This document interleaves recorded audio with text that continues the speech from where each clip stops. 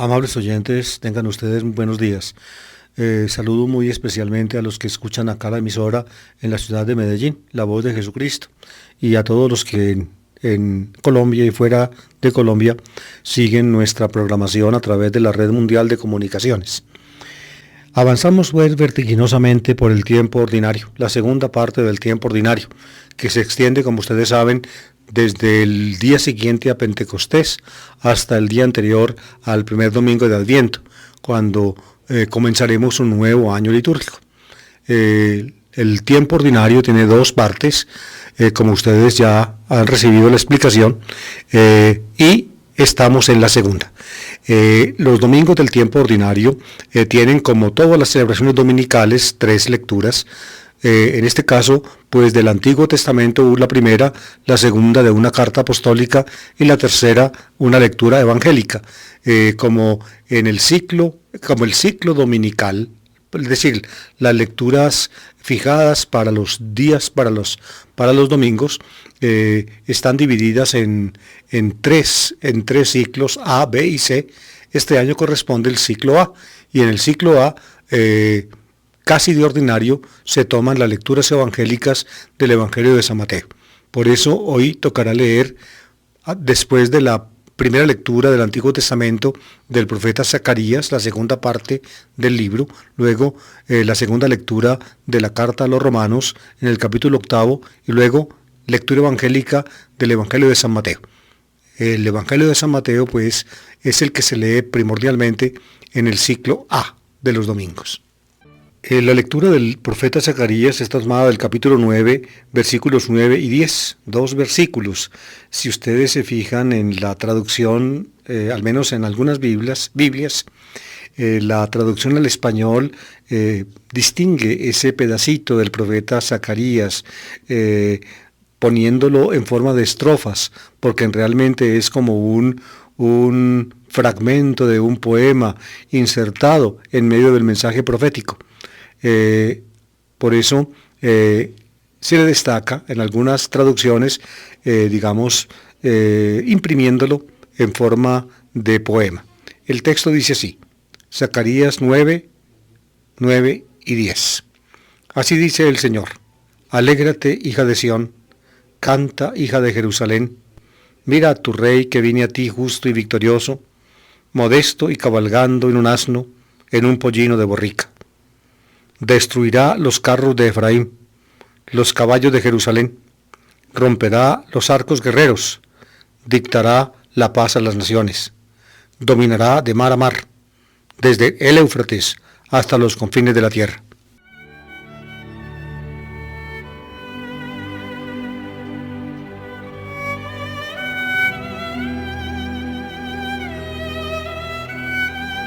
Zacarías, el nombre hebreo significa se acuerda o se acordó el Señor. Ías, esa terminación corresponde en hebreo al apócope del nombre divino Yahu, Zekariyahu, significa Yahu es pues Yahvé o Jehová, se acordó o se acuerda el Señor. El libro de Zacarías es uno de los 12 del bloque de los llamados, el libro de los 12 profetas. Nosotros solemos llamarlo los profetas menores, para distinguirlo de los profetas mayores. En el canon hebreo, es decir, en la lista oficial bíblica elaborada por los fariseos en Yamnia, después de la destrucción de Jerusalén, el canon bíblico tiene tres partes. La primera es la Torá, que comprende los 5 primeros libros de Moisés, y luego los profetas, los Neviim se dice en hebreo. Tiene dos secciones. La primera son los llamados profetas anteriores, Josué, Jueces, Samuel y Reyes, y luego los profetas posteriores, que son 4 libros. Primero Isaías, segundo Jeremías, tercero Ezequiel, y luego 4 el libro de los profetas, de los 12 profetas. En el libro de los 12 profetas, el penúltimo que está es Zacarías. ¿Se acordó o se acuerda?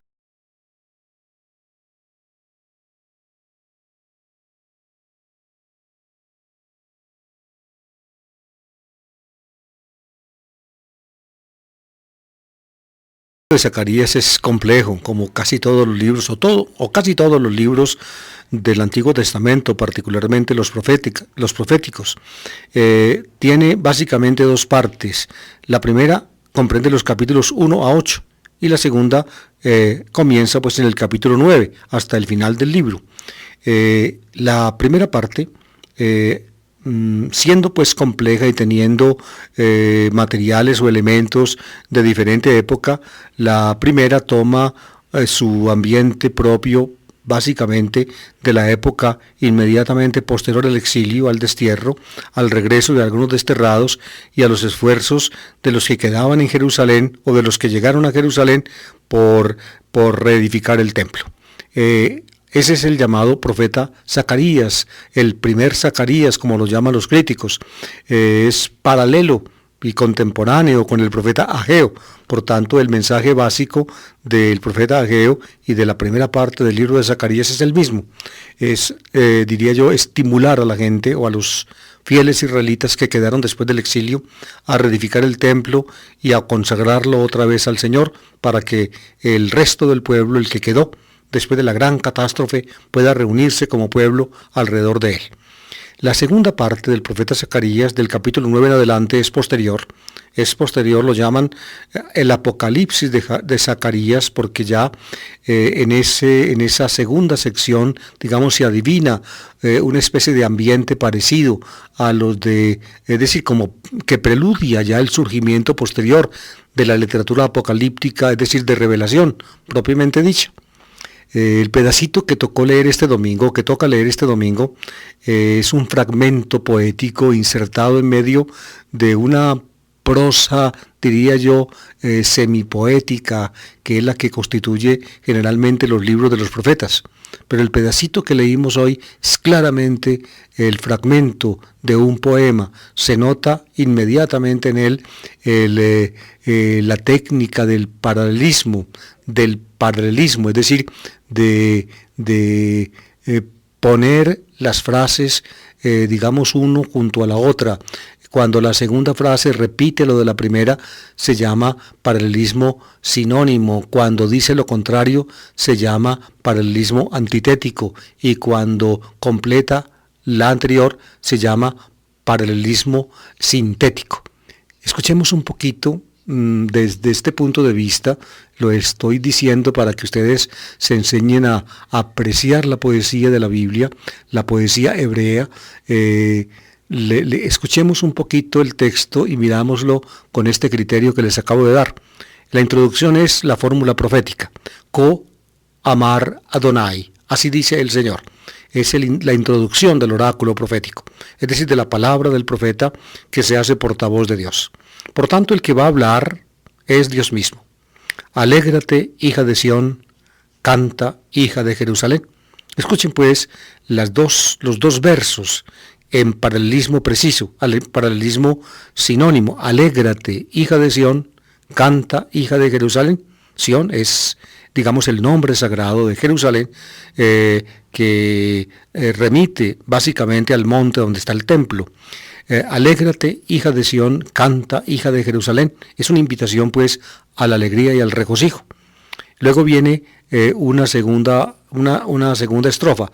Mira a tu rey que viene a ti justo y victorioso. Ahí está la primera frase. Luego la segunda, modesto y cabalgando en un asno, en un pollino de borrica. La segunda frase o el segundo verso dice lo mismo que el primero, pero completa la idea. Es paralelismo sintético. Mira a tu rey que viene a ti justo y victorioso.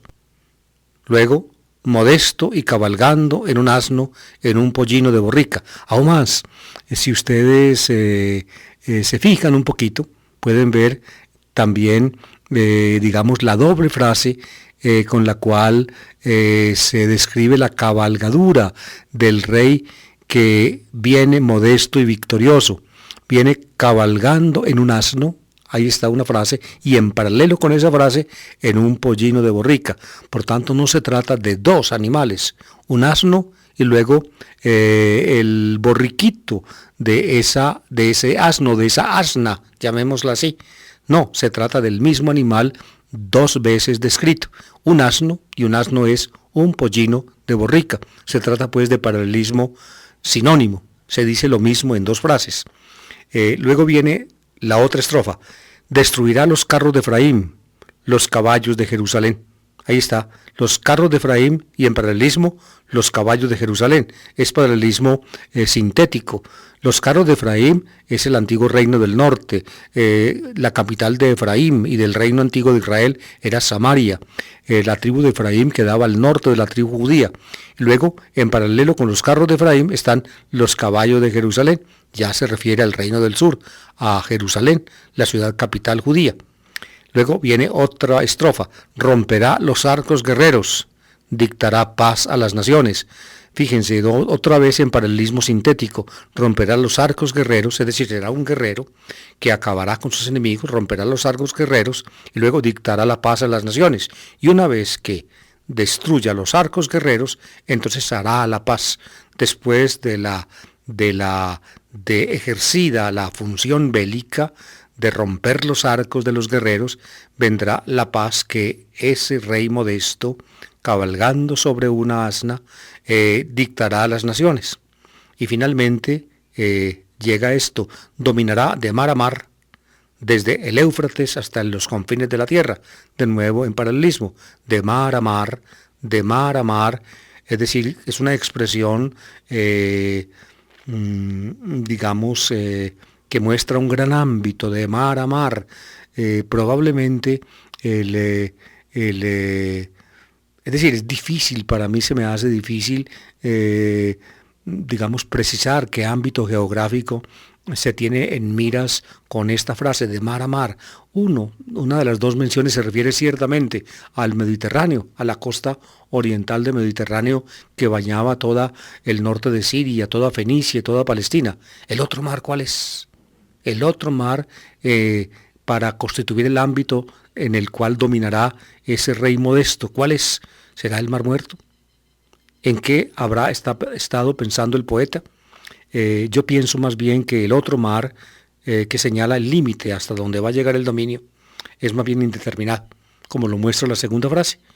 Desde el Éufrates, es decir, desde la parte norte, el límite norte de Siria, hasta los confines de la tierra. Los confines de la tierra, no hasta simplemente el río de Egipto, como se dice en otros puntos de la Biblia, sino hasta los confines de la tierra. El ámbito del dominio del nuevo rey, pues, es ilimitado. Por eso se invita a alegrarse a la hija de Sión y a Jerusalén. Alégrate, hija de Sión, canta, hija de Jerusalén.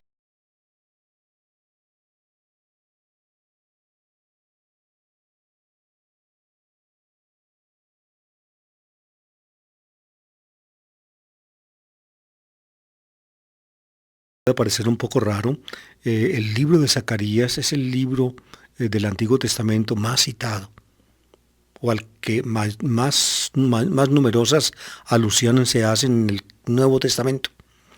Esta parte del libro de Zacarías, de la cual es tomado el pedacito que leímos,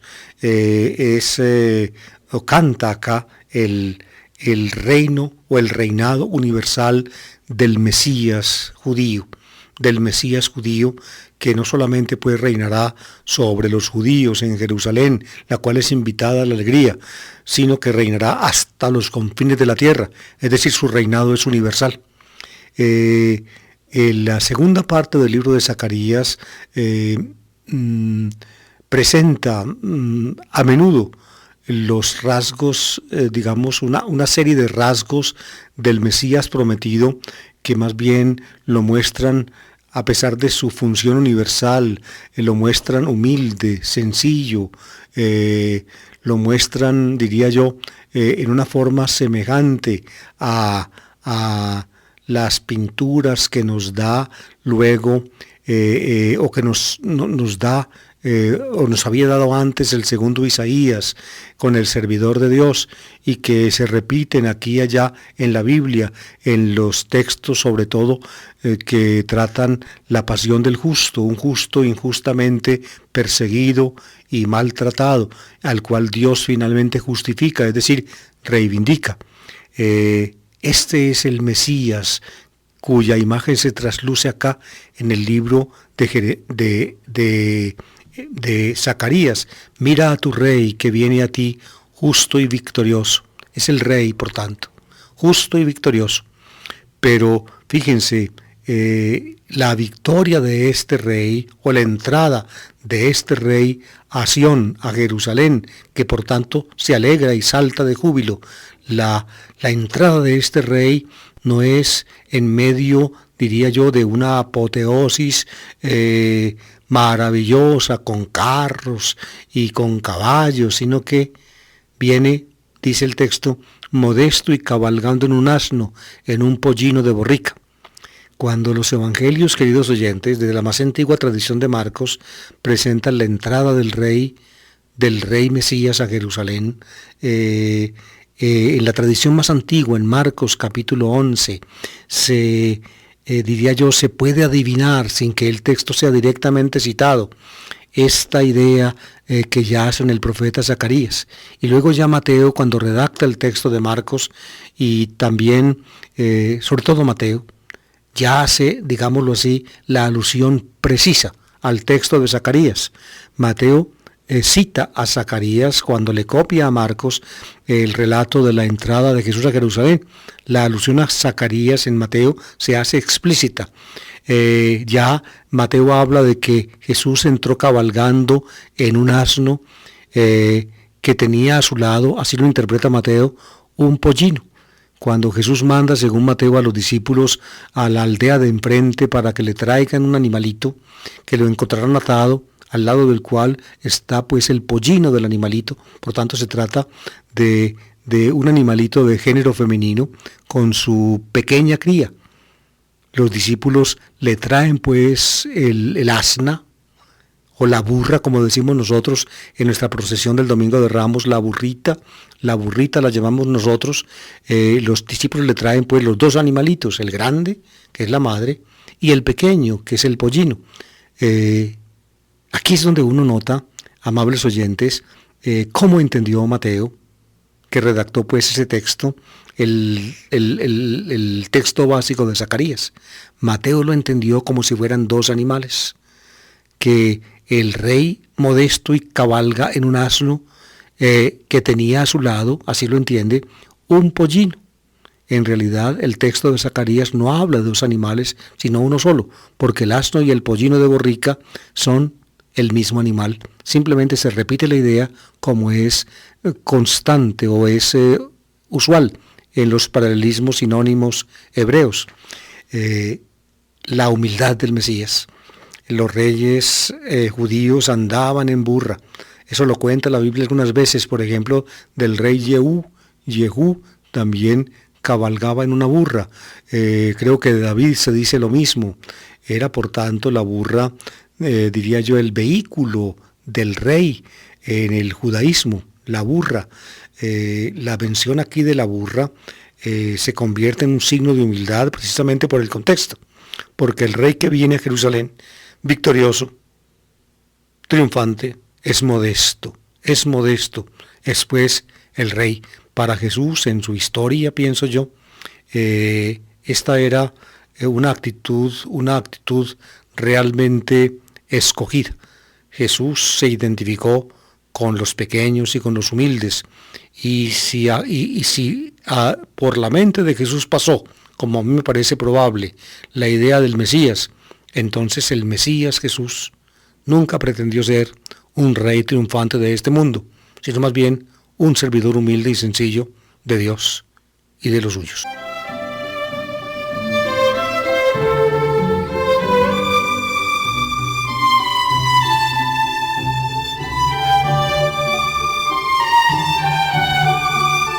La segunda lectura está tomada de la carta del apóstol San Pablo a los Romanos.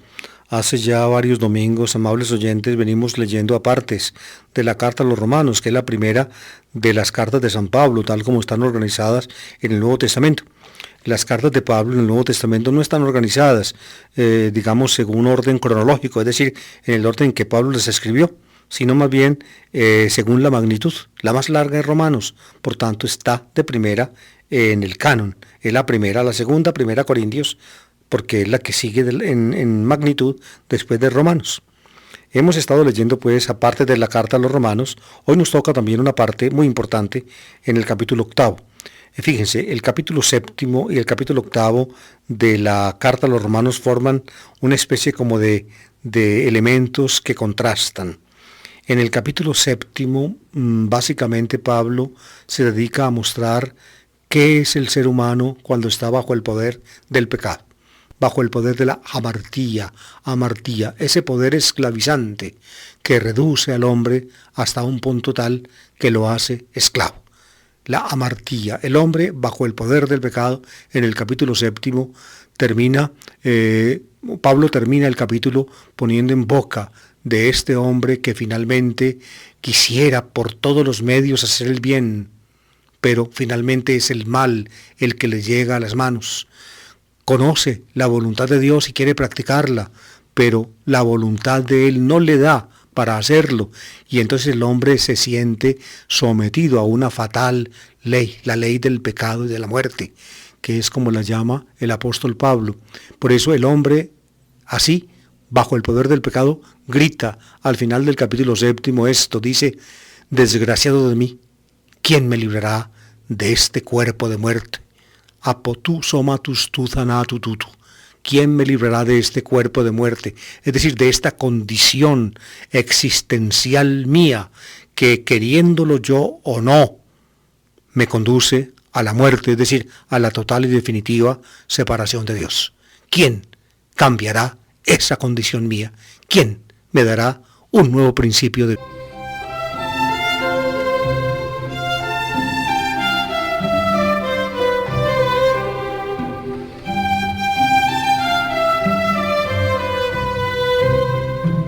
Pues bien, San Pablo dice que solamente Dios por Jesucristo puede hacerlo. Así lo dice al final del capítulo 7 y en el capítulo 8, digamos, desarrolla ese principio. Dios por Jesucristo nos da el Espíritu que es una nueva realidad que por dentro nos recrea, que por dentro nos renueva, que nos hace nacer otra vez, que se convierte en un poder espiritual contrario al poder del pecado y de la muerte. Voy a leer el pedacito con esta introducción que acabo de hacer. Ustedes entienden bien o van a entender mejor aparte del capítulo 8, versículos 11 a 13, que voy a leer enseguida y que escucharán este domingo en la segunda lectura de la Eucaristía. Hermanos, vosotros no estáis en la carne, sino en el Espíritu, ya que el Espíritu de Dios habita en vosotros. El que no tiene el Espíritu de Cristo no es de Cristo. Si el Espíritu del que resucitó a Jesús de entre los muertos habita en vosotros, el que resucitó a Jesús de entre los muertos vivificará también vuestros cuerpos mortales por el mismo Espíritu que habita en vosotros. Por tanto, estamos en deuda, pero no con la carne, para vivir carnalmente. Pues si vivís carnalmente, pues si vivís según la carne, vais a la muerte. Pero si con el Espíritu dais muerte a las obras del cuerpo, viviréis.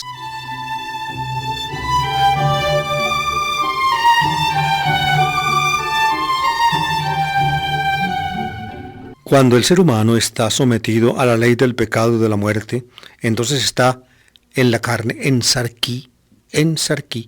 Pero cuando Dios, pues, le otorga por Jesucristo el Espíritu, entonces ya el ser humano vive en pneumati.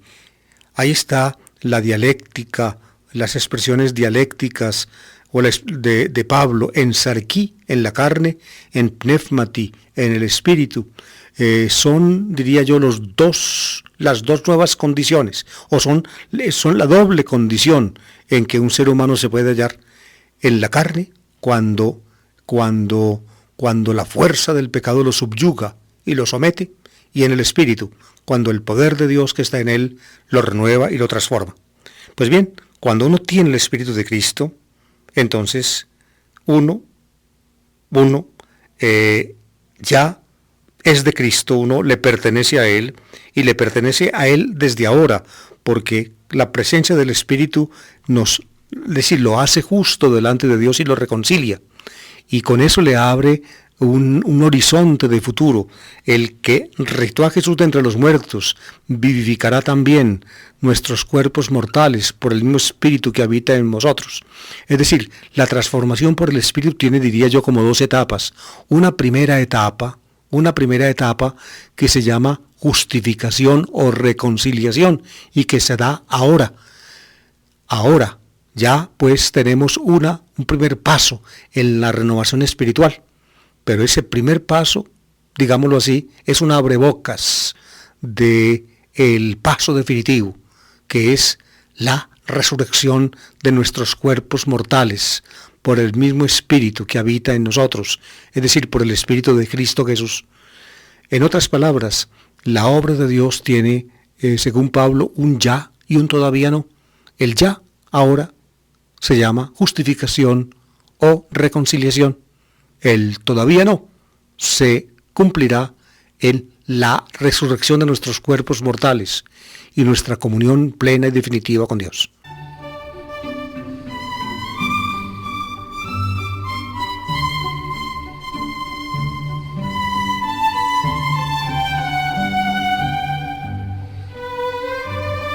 Y todo esto tiene consecuencias éticas, es decir, para la vida cristiana. Eso lo dice Pablo en el último pedacito del texto que escuchamos. Por tanto, estamos en deuda, no con la carne para vivir carnalmente. Pues si vivís carnalmente, vais a la muerte, pero sí con el Espíritu.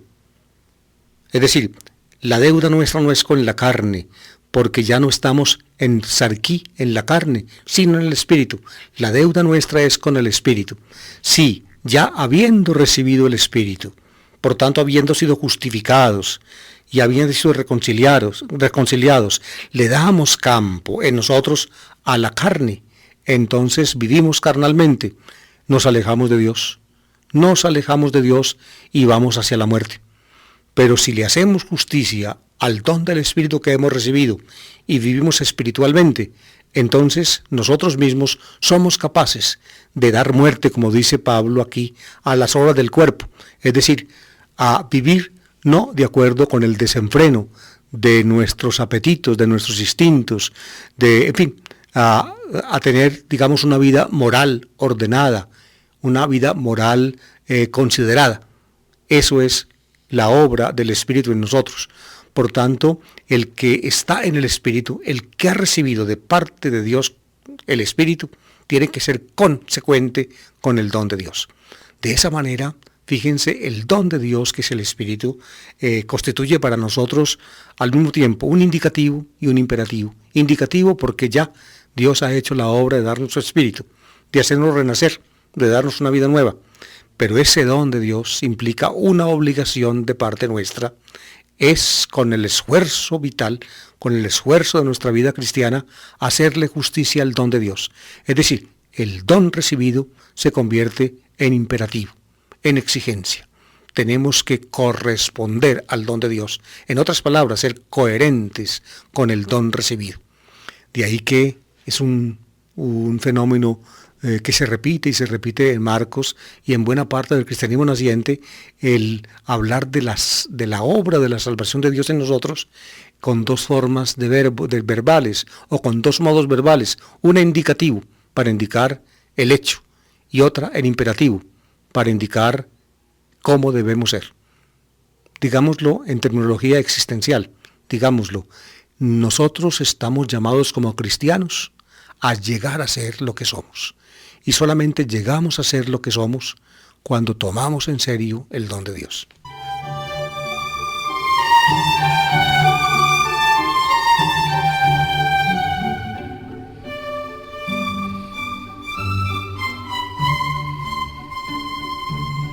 Y así llegamos, queridos oyentes, a la tercera lectura, es decir, a la lectura evangélica de Mateo 11, 25, 30.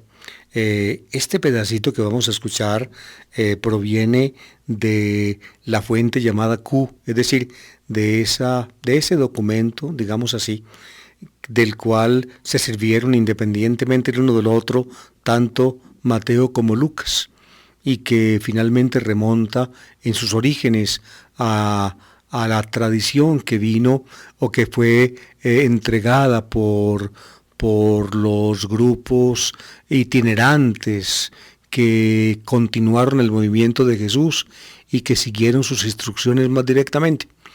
La investigación reciente sobre esta fuente, la llamada fuente, así lo llaman, die Logienquelle, la fuente de los logia, es decir, de los dichos. Logia en griego significa dichos. La mayor parte de los materiales de esta fuente que traen independientemente uno del otro, Mateo y Lucas, está constituida por dichos de Jesús, dichos, palabras de él, y palabras de él que se transmitieron precisamente en los grupos que derivaron de la actuación propia de Jesús, que Jesús era un maestro y un profeta itinerante que andaba por aquí y por allá con los suyos, y luego de la muerte y resurrección de Jesús, los suyos continuaron esta práctica itinerante que Jesús había iniciado, y luego cuando el cristianismo, digamos, rebasó las fronteras propias judías y pasó de Galilea a Siria, y desde Siria se extendió por el Asia Menor, y probablemente y llegó hasta Roma y a otras partes, también hubo maestros itinerantes, como Pablo, por ejemplo, primero con Bernabé, luego con Silas, que llevaron el evangelio de lugar en lugar. Algunos de ellos constituyeron comunidades. Las comunidades sedentarias precisamente fueron el resultado de la obra de los itinerantes, y de esa manera, como suelo decir yo, la iglesia fue adquiriendo un nuevo rostro. Desde el rostro original de Jesús y los suyos que andaban de aquí para allá, el rostro de los itinerantes fue adquiriendo el rostro de los sedentarios, es decir, de los que estaban en un lugar. Y también entonces las normas dadas por Jesús y vividas por la propia experiencia de los itinerantes tuvieron que adaptarse a una vida no ya itinerante, sino a una vida sedentaria. La iglesia pues fue adquiriendo un nuevo rostro.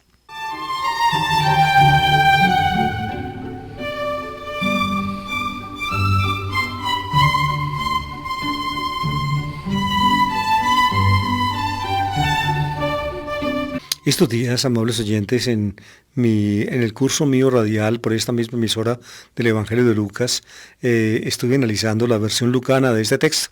Como este texto es de Q, lo traen tanto Mateo como Lucas. Me tocó pues analizarlo en la versión lucana. Ahora, para el programa, la palabra del domingo, me tocará mirarlo en la versión de Mateo, que es la que toca leer. El pedacito de Mateo dice así, Mateo 11, 25, 30. En aquel tiempo, Jesús exclamó, «Te doy gracias, Padre, Señor de cielo y tierra, porque has escondido estas cosas a los sabios y entendidos, y las has revelado a la gente sencilla. Sí, Padre, así te ha parecido mejor. Todo me lo ha entregado mi Padre, y nadie conoce al Hijo más que el Padre, y nadie conoce al Padre sino el Hijo, y aquel a quien el Hijo se lo quiere revelar. Venid a mí todos los que estáis cansados y agobiados, y yo os aliviaré. Cargad con mi yugo y aprended de mí, que soy manso y humilde de corazón, y encontraréis vuestro descanso. Porque mi yugo es llevadero y mi carga ligera».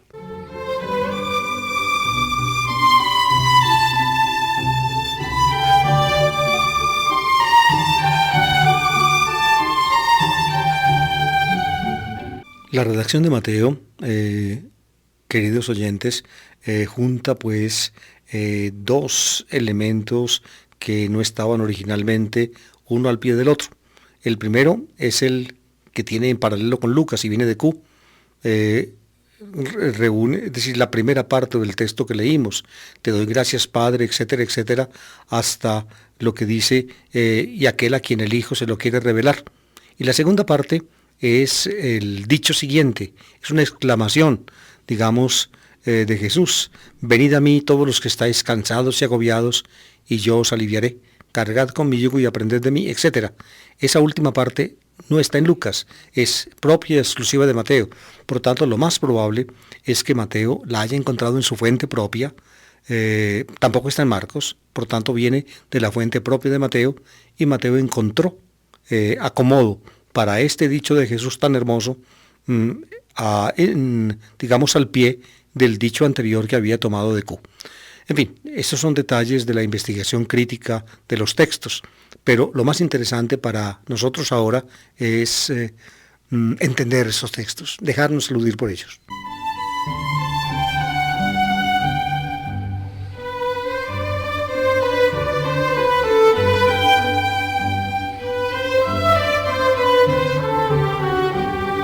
En el contexto original de Q, este texto, como lo muestra Lucas, estaba enseguida del informe que le dan los discípulos a Jesús de la misión, de la realización de la misión que Jesús les encomendó. Ellos regresan pues y le cuentan a Jesús todo. Pues bien, cuando Jesús se da cuenta de que muchos pues por la misión de sus discípulos, que muchos habían recibido el mensaje, entonces Jesús se llena de alegría, se llena de gozo, como dice Lucas, en el Espíritu Santo, y exclama, pronuncia esta exclamación tan significativa. Es el gozo de Jesús, precisamente porque a través de sus discípulos el mensaje de Él ha llegado a la gente, y hay gente que lo ha escuchado. Dice, te doy gracias, Padre, exomologume, así dice Mateo, es el verbo griego que emplea. Te doy gracias, Padre, Señor de cielo y tierra, porque has escondido estas cosas a los sabios y entendidos, y las has revelado a la gente sencilla. Te doy gracias, es una acción de gracias de Jesús dirigida al Padre, Pater. Se usa en griego el vocativo de la palabra Padre, que corresponde seguramente al arameo Abba, que Jesús tomaba siempre en sus labios para invocar a Dios, una invocación inusitada cuando está sola, Abba. Aquí, según la costumbre judía, se le añade a Padre un epíteto para distinguir a Dios como Padre de cualquier Padre humano. Por eso se dice Padre, Señor de cielo y tierra, Señor de cielo y tierra.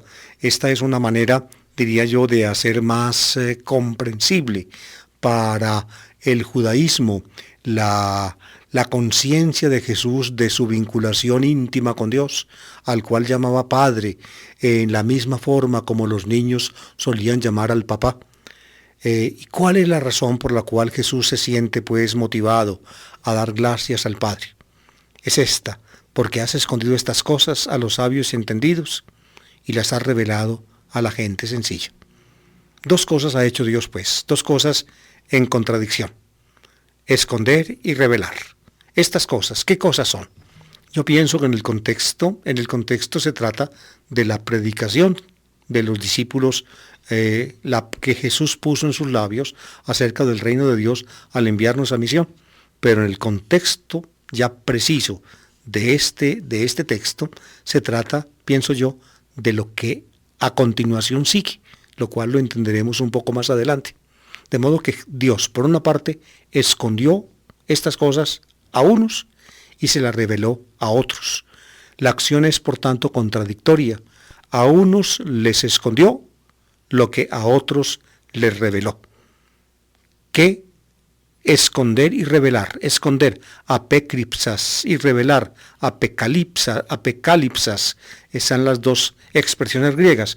Escondiste y revelaste. Estas cosas, ¿a quiénes les escondió? A los sabios y entendidos, es decir, a la gente importante del mundo. Los sabios son los que creen que saben, y los entendidos los que creen que entienden. En el ambiente judío, tal vez Jesús, con sabios y entendidos, estaba dirigida a todas aquellas personas que tal vez manejaban la Biblia o que conocían cosas de este mundo. Sabios y entendidos. A ellos Dios les escondió estas cosas, como si Dios no hubiera querido que ellos las entendieran. La forma de expresión es, digamos, muy fuerte, muy fuerte. Indica, digámoslo así, o desentraña el designio divino. Con este ocultamiento contrasta la revelación. La revelaste a la gente sencilla, tisni pis, a los sencillos, a los pequeños, a los humildes, con los sabios y entendidos. Entonces contrastan los sencillos. A los primeros Dios les oculta, a los segundos Dios les revela. Es evidente que de punto de vista del conocimiento racional de lo divino, esta frase de Jesús, representa un callejón sin salida. Porque ¿cómo se sostiene entonces la voluntad de Dios y la voluntad salvífica de Dios y el deseo universal de Dios por la salvación de todos, si finalmente Dios de antemano no solamente sabe lo que va a pasar, sino que quiere que lo negativo pase? Es decir, que la gente no entienda, no le oculta para que no sepa. Es evidente que desde ese punto de vista, es decir, se toma este texto, en esa forma tan sumamente radical, entonces uno se queda perplejo ante Dios. La Biblia está llena de expresiones parecidas a esta. Por ejemplo, recuerden ustedes en la Biblia cuando Dios manda a Moisés a que vaya donde el faraón para sacar al pueblo de Egipto. Pero de antemano le dice a Moisés que va a endurecer el corazón del faraón precisamente para que no los deje salir. Y entonces va pues Moisés y le habla al faraón y el faraón no los deja salir. Dios le endurece el corazón y entonces Dios tiene oportunidad de volver a mandar otra plaga, una y otra al faraón. Cuando uno, entiende este texto en esa perspectiva, pues tal vez adquiere una cierta luz.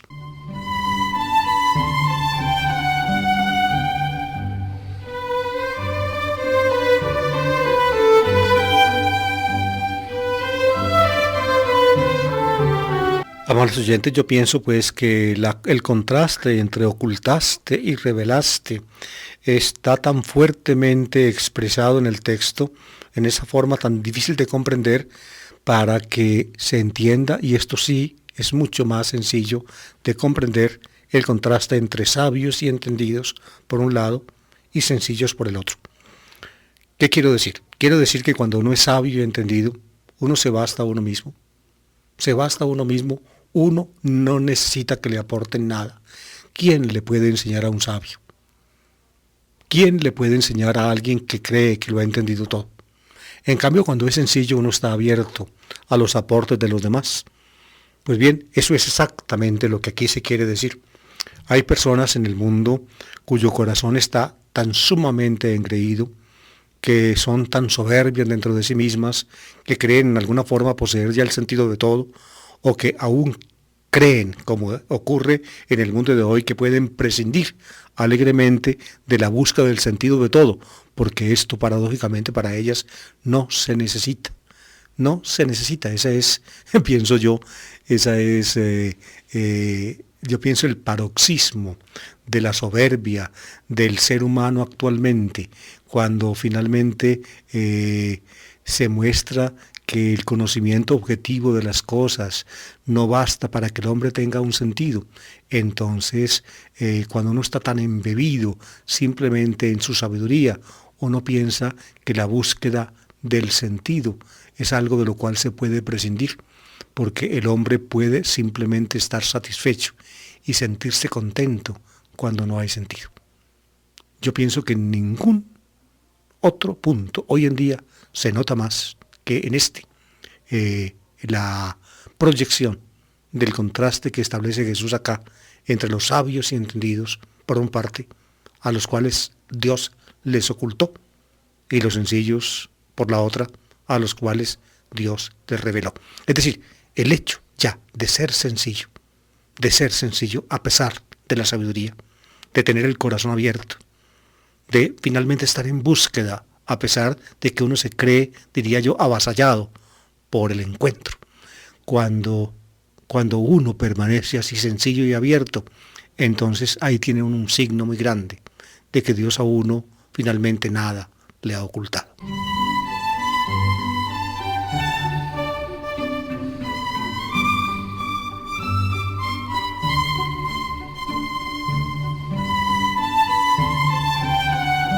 Y termina Jesús diciendo, sí, Padre, así te ha parecido mejor. Ahí viene el segundo empleo del vocativo Padre, esta vez en una forma griega, no de vocativo, sino en la forma de nominativo con artículo, como remedando o reproduciendo el la forma interpelativa del arameo, Abba, esa última Abba, esa última A es la forma del artículo que en arameo se pospone al sustantivo y no se antepone como en hebreo. Sí, Padre, así te ha parecido mejor. Es decir, este es el designio de Dios, así actúa Dios.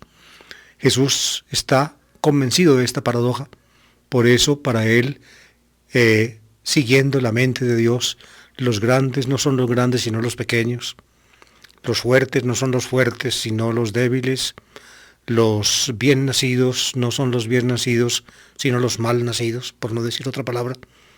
Los importantes no son los importantes sino los insignificantes. Jesús, pues, es consciente de que para que las cosas estén al derecho, somos nosotros los que tenemos que ponerlas patas arriba.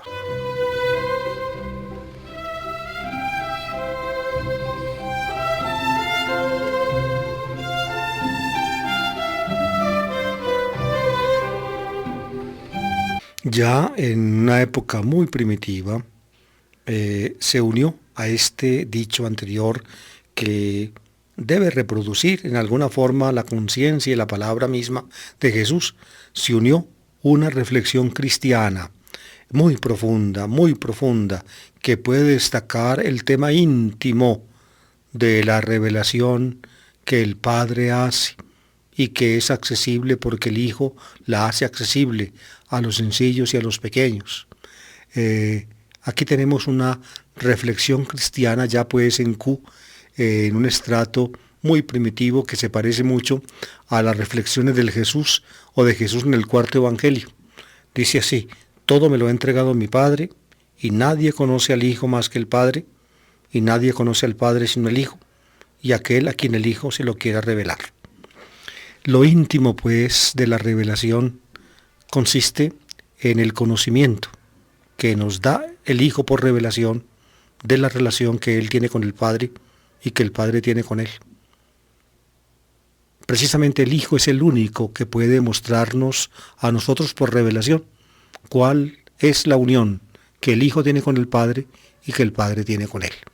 En otras palabras, la revelación en alguna forma es una invitación a entrar en la intimidad del conocimiento de Dios. Cuando uno conoce por Jesús al Padre, también entonces al conocer al Padre, porque el Hijo lo revela, uno conoce también al Hijo como Hijo del Padre, y por ende al Padre como Padre del Hijo. Y uno queda pues allí gratuitamente introducido en el conocimiento de Dios. Jesús hablaba de que sus discípulos predicaran el Evangelio del Reino, como dice Mateo, to Evangelion tis vasilias tu theu, o tis vasilias ton uranon, del reino de los cielos. Pues bien, estas cosas que el Padre ocultó a los grandes y entendidos, pero reveló a los pequeños porque así le pareció bien, estas cosas remiten, o mejor dicho, son un reflejo del interior mismo de Dios. Husmear, pues, nos ha sido dado husmear en el interior de Dios, a nosotros, los que nos abrimos, como pequeños que somos, a la revelación que el Padre quiso hacernos por el Hijo, acerca de Él mismo y por ende también acerca del Hijo. Y de esa manera quedar nosotros metidos dentro de esa dinámica relación del uno y el otro, en la comunión de Dios. En el cuarto evangelio, queridos oyentes, esta idea es ampliamente desarrollada y la expresión tal vez más connotada del cuarto evangelio para expresar esto que estamos acá oyendo en el evangelio es esto: lo que tenemos que saber según el cuarto evangelista o según el Jesús del cuarto evangelista es esto, que el Padre está en Él y Él está en el Padre. Y cuando lo sabemos porque lo creemos, entonces nosotros estamos en ellos dos, en el Padre y en el Hijo.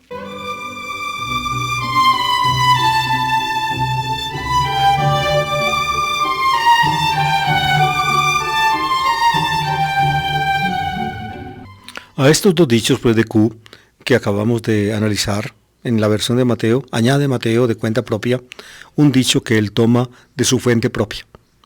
Recordemos cómo dice: venid a mí todos los que estáis cansados y agobiados, y yo os aliviaré.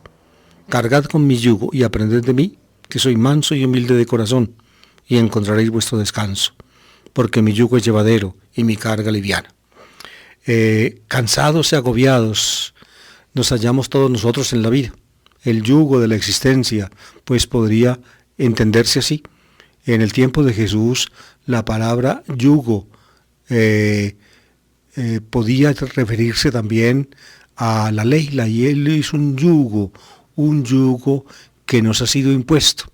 En el discurso de Pedro, en Hechos de los Apóstoles, capítulo 15, cuando los apóstoles, presbíteros, etcétera, de Jerusalén se reúnen con Pablo, Bernabé y Tito, que vienen de Antioquía, Pedro habla de que ese yugo tan grande de la ley de Moisés, ellos mismos no han sido capaces de llevarlo, y que por tanto ahora no es conveniente o no es justo imponer un yugo que ellos no han sido capaces de cargar a otros, es decir, a los que del paganismo se llegan a la fe cristiana. Ahí con ese discurso empieza Pedro, según Hechos de los Apóstoles, la sesión del Concilio de Jerusalén. La idea aquí, pienso yo, es muy parecida. Yugo, ¿qué es la palabra yugo? En latín el verbo es jungere, significa unir. Yugo, ustedes seguramente saben los usos básicos de yugo. En nosotros el uso más común es en el vocabulario acerca del matrimonio. El yugo de la novia. La novia tiene el yugo en la mano. ¿Qué es el yugo? Son unas florecitas unidas por el tacho.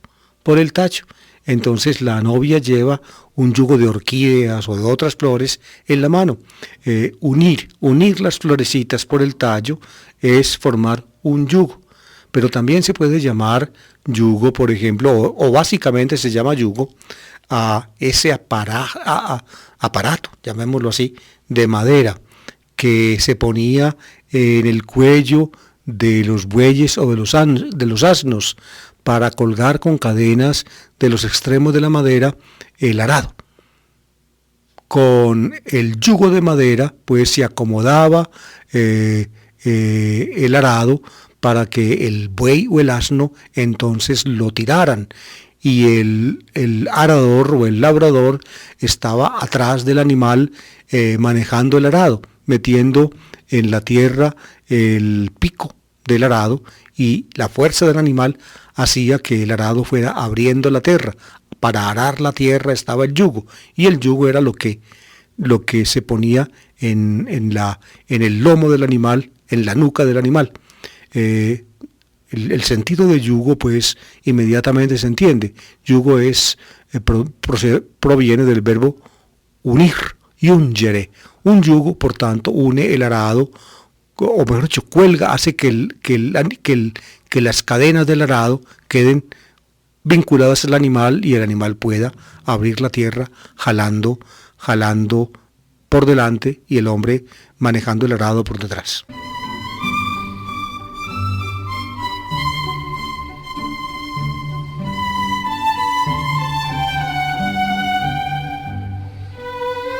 Cuando uno recibe el yugo de Jesús, pues la carga liviana que Él impone, que contrasta con esa carga, digámoslo así, tan perentoria y tan detallada de los preceptos y prohibiciones de la ley de Moisés, uno se siente ligero. Cargad con mi yugo y aprended de mí, que soy manso y humilde de corazón, y encontraréis vuestro descanso.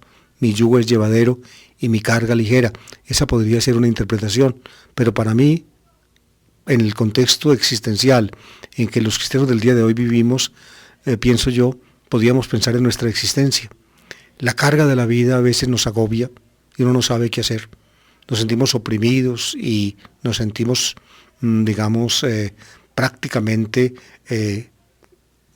atrapados bajo una carga insoportable. A veces nos provoca aún desaparecer y morir, porque no nos sentimos capaces de cargar con lo que nos toca cargar.